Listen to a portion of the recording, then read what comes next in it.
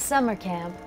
Many kids consider it a place to have fun, to play sports, to swim, to make new friends, to touch the opposite sex for the very first time. But for other kids, summer camp can only mean one thing: the perfect setting for a slasher film. For actor Zack, summer camp turned out to be about much more than just touching boobs for the first time. It was a nightmare.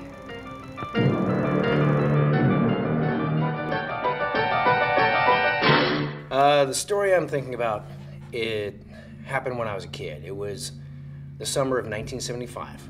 I was 6 years old, and I got to go to summer camp for the first and only time in my life. It was fantastic. It literally was like Meatballs meets Stand By Me. And you live in cabins, and each cabin has got 10 or 12 kids in it, and they're big wooden cabins, and they have names, and I think mine was like the Little Beavers That Can cabin. I can't really remember. So I was enjoying my summer.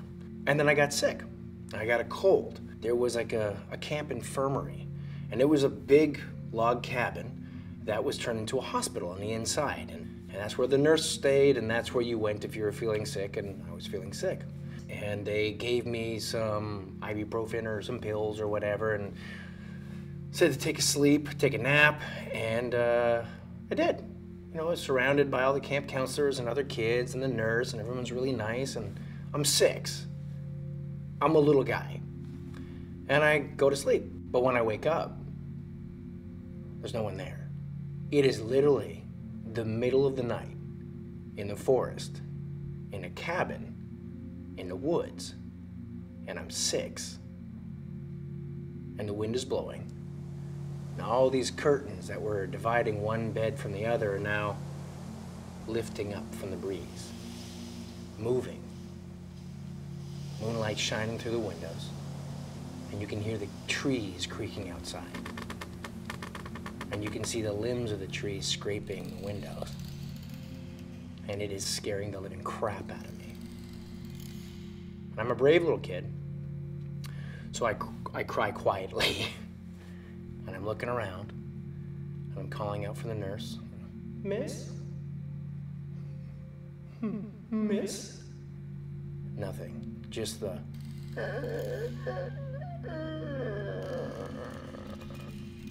of this old cabin creaking and moving in the wind.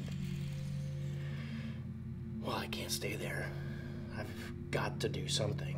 And I was never a strong believer in you put the sheets over your head and the monsters can't get you. Fuck that. They know where you are. They can hear you breathing. So, of course, the first thing I do is I take the bedpan, which I had not peed or pooped in, and using it as a cudgel, I look underneath the bed, and there's nothing there. So now I gird my loins, raise my courage and stick it to the sticking place, and I get out of the bed and check under the bed again, because they're fast, the monsters. Meanwhile, remember, it's a cabin in the woods, creaking, the wind is howling. Walking as quietly as I can, holding a bedpan. I walk through the room, looking under every single bed to make sure it's safe. The curtains, the white transparent curtains, billowing in the breeze, leaking through all the cracks in the old log cabin. I come around the corner and see another row of beds, more curtains. I don't know what they hide, but I know they hide something. And I'm thinking a bedpan is just really not gonna do it. I see on the counter where the nurse had gotten the pills and has the Band-Aids and the cotton swabs. I see a big pair of medical scissors, frickin' huge. And I pick them up and I open them so I can hold one handle and have the biggest knife I can have in my hand. Now I'm 6 years old, holding a knife, creeping through this house.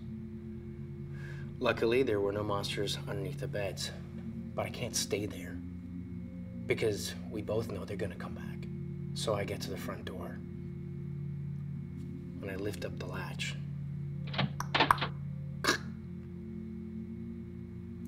open it up, and outside is pitch black.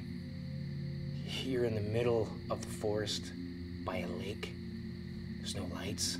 It's quiet, but it's not quiet, because the trees are creaking in the wind, and there's animals out there, and they're making noises.